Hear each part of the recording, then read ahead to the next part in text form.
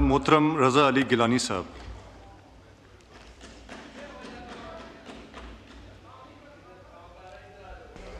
नहीं जी, मेरा ये करेगा। बिस्मिल्लाहिर्रहमानिर्रहीम।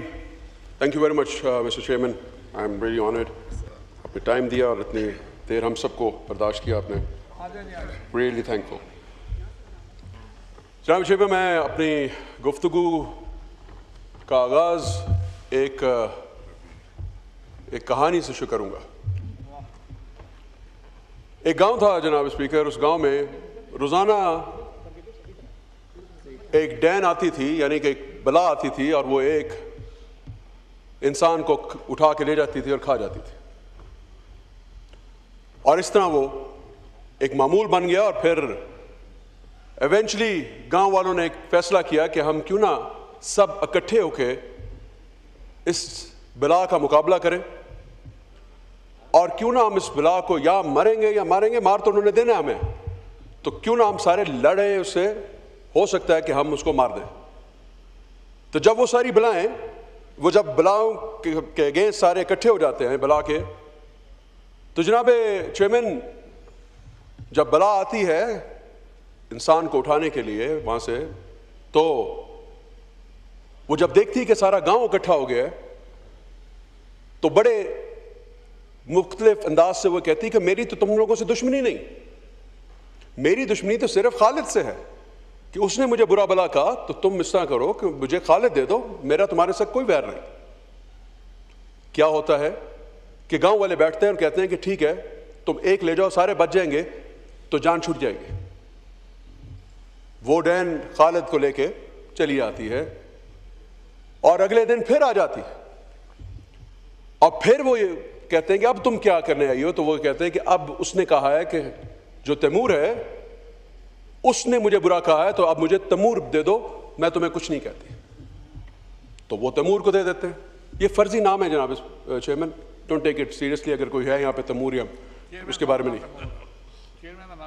आपका चेयरमैन सब नाम तैमूर तो नहीं? अच्छा फिर ठीक। सो जनाब स्पीकर, जनाब chairman, you been very kind. जनाब चेयरमैन, तो वो तैमूर को देते हैं और वो बला तैमूर को ले जाती है।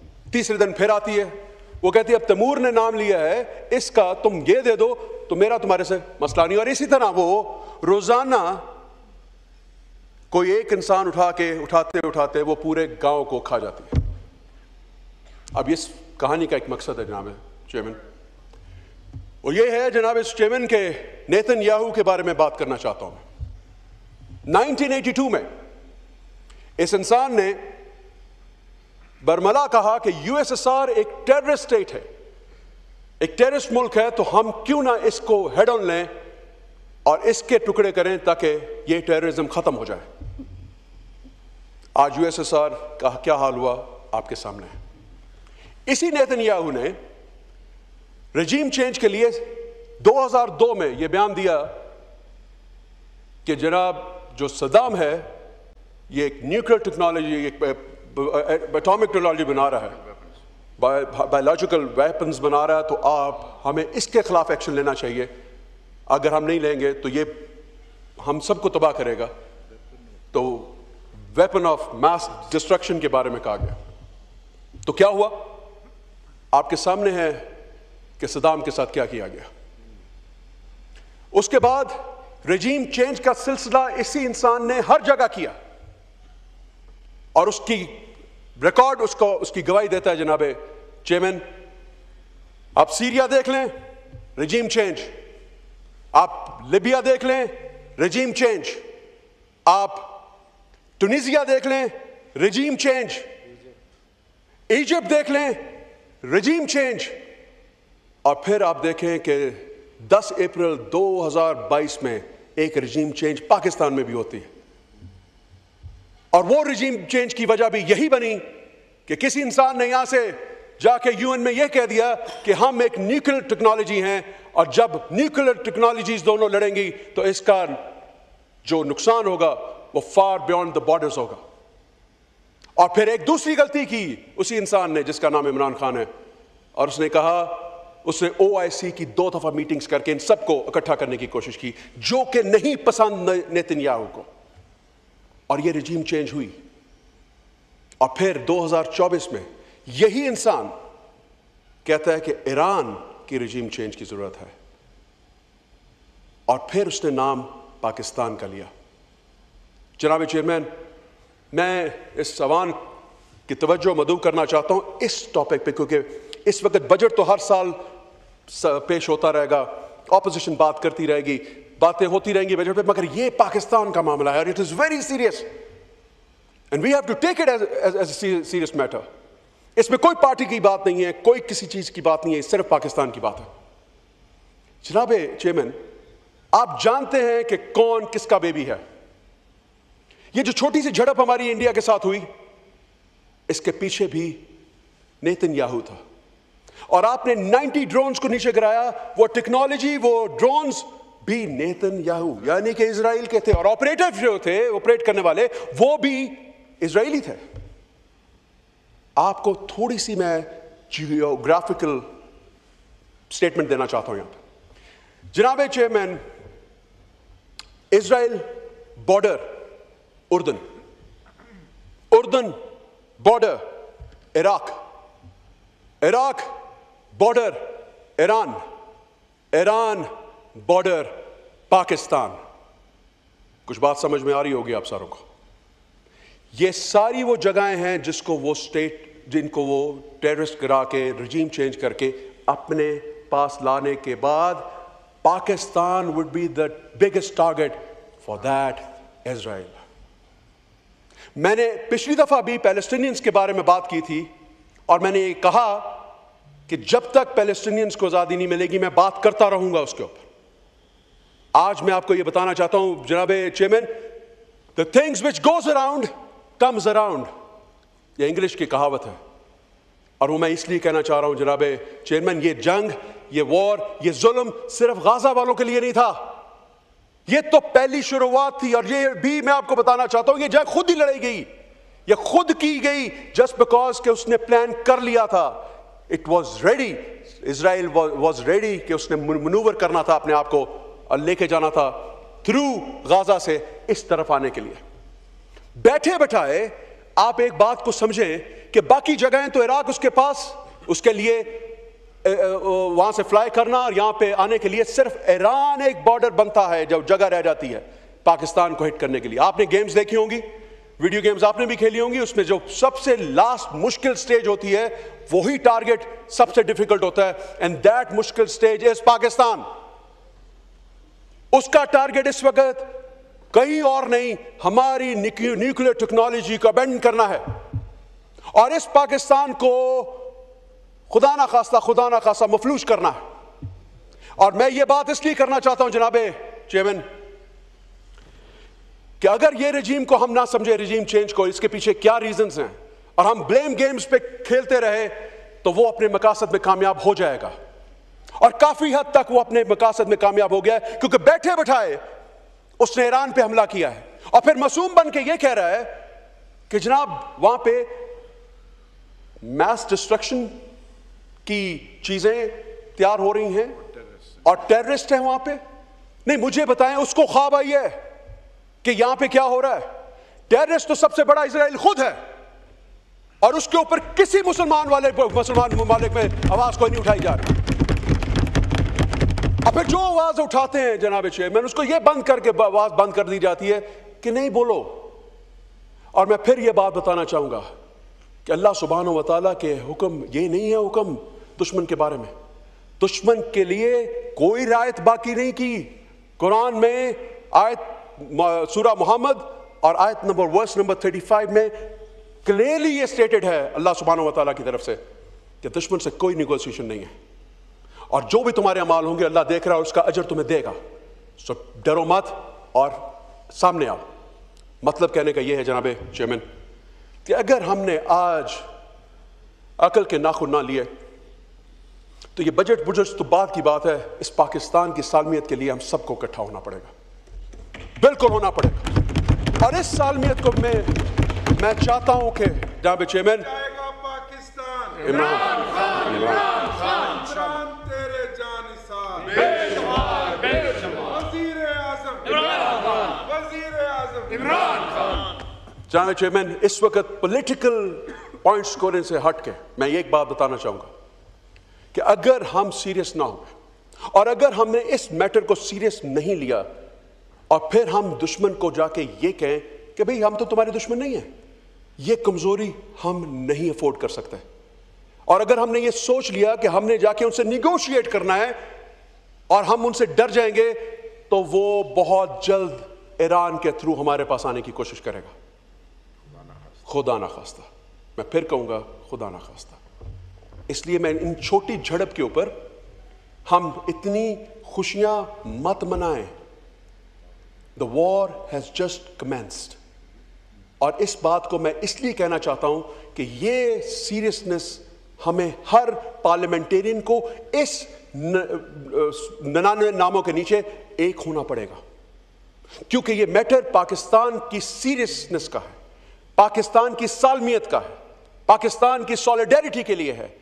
और अगर हम इकट्ठे ना हुए और हम एक दूसरे की टांगे खींचने लग पड़े, जो वो चाहता है और जो वो कर रहा है, इराक में भी उसने ऐसे ही किया, लिबिया में भी ऐसे किया, सीरिया में भी ऐसे किया, और इवेंचुअली अब वो ये ईरान की रजीम के खिलाफ पड़ा हुआ है और ईरान के पीछे भी वो इसी तरह पड़ा है और हमें आपस में लड़ा रहा है। हमारे बॉर्डर्स उसने हमसे दूर कर दिए हैं, अफगानिस्तान से बिला वजह हमारी झड़प करवा दी।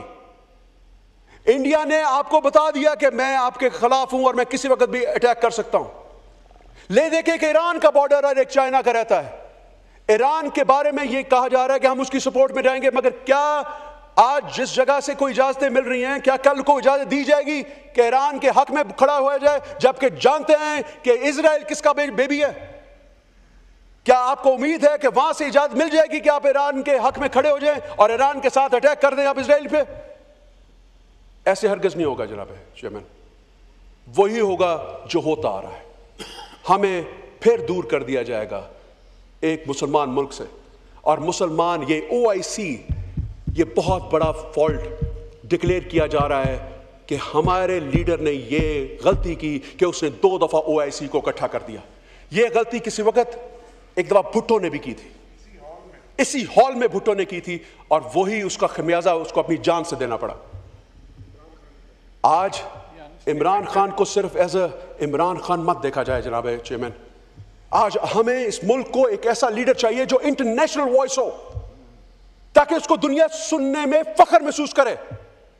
और वो एक ही लीडर। कौन लीडर है यहां पे? आई एम सॉरी, मैं एक्चुअली सबके लीडर्स के बारे में बात करने लगा हूं। कौन सा लीडर है जो ये बात जो मैं यहां पे कर रहा हूं, ये बात आलमी दुनिया के सामने जाके करे और ये कहे कि this Israel should be stopped immediately, वरना इसके कॉन्सिक्वेंसेस ड्रास्टिक होंगे।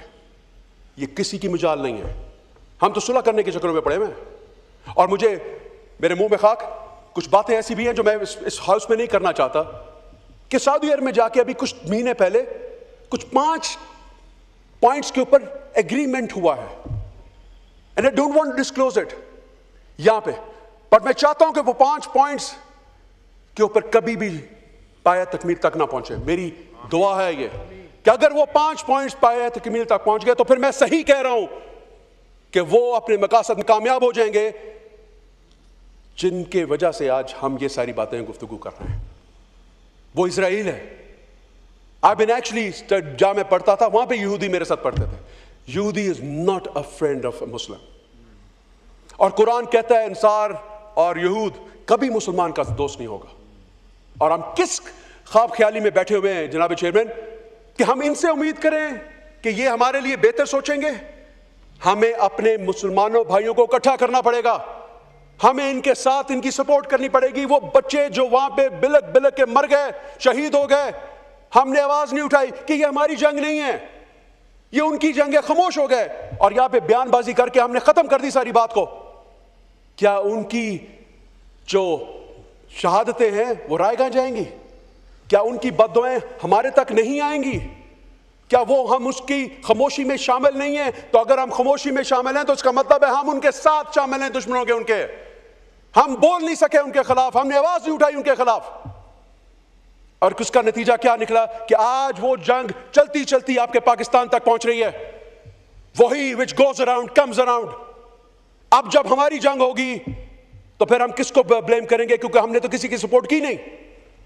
तो आप किसकी उम्मीद पे लगेंगे? सिवाय अल्लाह सुब्हानहू व तआला के हमारी सपोर्ट को आएगा कौन? ले देके चाइना, मगर China is not that stupid. China knows के उसने कहां पे खेलना है। हमें सबको एक होना पड़ेगा जनाब चेयरमैन, ये सारे हाउस को एक होना पड़ेगा और एक होके सोचना पड़ेगा इस मुल्क के लिए, क्योंकि मुल्क पहले है, बाद में सब कुछ है।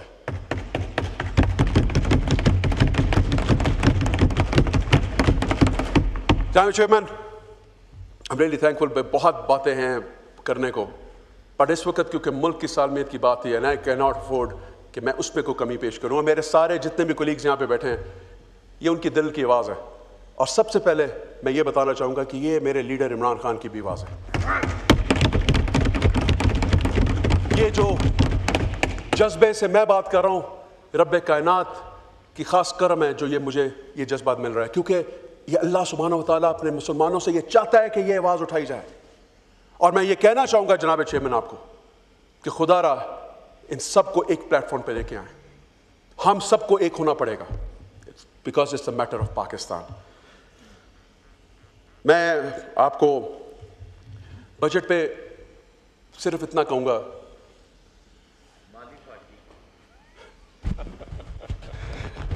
जज साहब तुसी अपनी स्पीच की थी मैं आपको एक बात करना चाहूँगा कि जनाब चेयरमैन काइंडली सिर्फ ये देखें कि अगर तो हमने ये बजट पेश किया और बेहतरीन बजट है, तो अपने अलायंस वाले जितनी भी पार्टियां हैं, क्या वो खुश हैं इस बजट से? आपने एक एग्जाम्पल देख ली कि पीपल्स पार्टी, MQM सब यही कह रहे हैं, रोना रो रहे हैं कि ये बजट ले दे गया पाकिस्तानियों के लिए। और फिर मैं ये कहूँगा कि अभी फिर आएंगे यहाँ पे फाइनेंस मिनिस्टर साहब, जो कि अभी तक हमें नजर नहीं आ रहे बजट पेश करने के बाद। वो फाइनेंस मिनिस्टर से पूछा जाए कि जनाब इस दफा आपने कितना लोन लेने और कर्जा लेने का प्लान किया है। मजे की बात यह है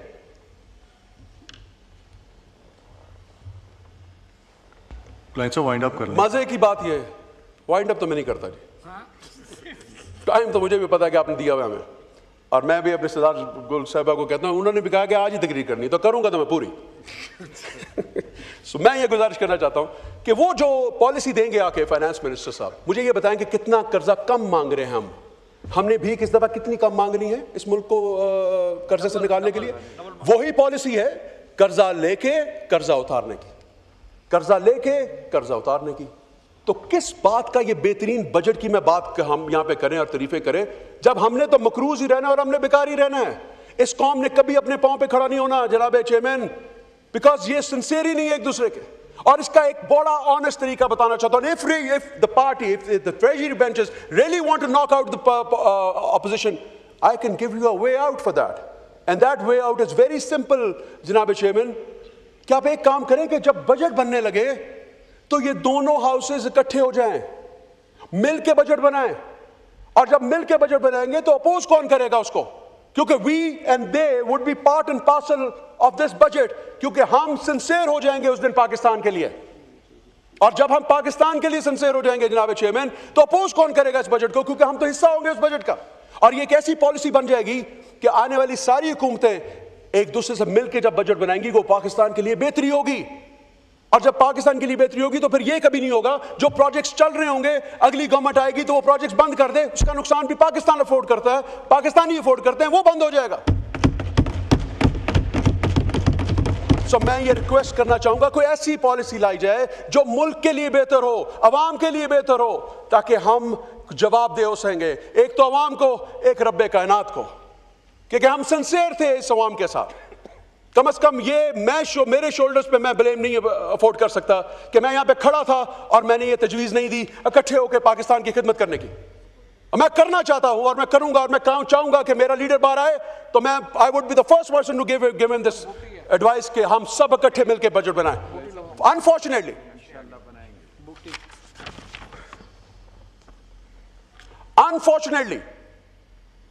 जो बजट है वो भी नहीं बनाते ट्रेजरी बेंचेस वाले भी। मुझे दुख इस बात का है, बनाने वाले तो कुछ और हैं, कहीं और बैठे हैं, और वो उनको ब्यूरोक्रेट्स कहते हैं। बट अनफॉर्चुनेटली इस दफा ब्यूरोक्रेट्स भी नहीं बना रहे, वो तो कहीं और से IMF की तरफ से बजट बन के आ रहा है। इसका क्या मतलब हुआ? इसका मतलब है कि हम तो गुलामों के गुलाम और आगे से गुलाम बनते जा रहे हैं। इस अवान का तकद्दुस जो है वो तो फिर वैसे ही के वैसे ही है, जिस पे बात मैं करना चाहूं तो और 10 मिनट में ले जाऊंगा। मैं यही बात अपने छोटे भाई अली मूसा को कहूंगा कि अली मूसा, तू मेरा छोटा भाई है। आपने ये कहा कि नेतन्याहू के बारे में कोई ट्वीट नहीं किया, कम से कम ये बात तो एडमिट करते हैं कि उसकी ट्वीट की वैल्यूज है, मानते हैं कि उसके ट्वीट से बड़ा फर्क पड़ जाएगा। यहां पे जितने भी पार्लियामेंटेरियन इस जगह बैठते हैं, जो अपोजिशन के हैं, जो हमारे PTI के हैं, हर कोई इमरान खान है, हर कोई इमरान खान है। जो मैं बोलूंगा, जो मेरे सारे दोस्त बोलेंगे, वो सब वही बोलेंगे जो इमरान खान बोलेंगे। आप हमारी लॉयल्टी पे शक करते हैं तो जनाब चेयरमैन आजमा के देख लें, करोड़ों अरबों रुपए में हम बिके नहीं, इज्जतों के ऊपर हाथ डाला गया, हम पीछे हटे नहीं, वजारतों की ऑफर्स कराई गई, हमने कभी कबूल उनकी तरफ देखा नहीं, और अगले 5 साल का इलेक्शन लिख के देने के लिए भी तैयार रहे। हमारे ये MNAs यहाँ पे खड़े, जो बैठे हैं और जो इस वक्त नहीं बैठे, वो सब खड़े रहे इमरान खान के साथ, कोई बिका नहीं। ये सबूत है कि हम सब में इमरान बसता है, हम सब इमरान खान हैं।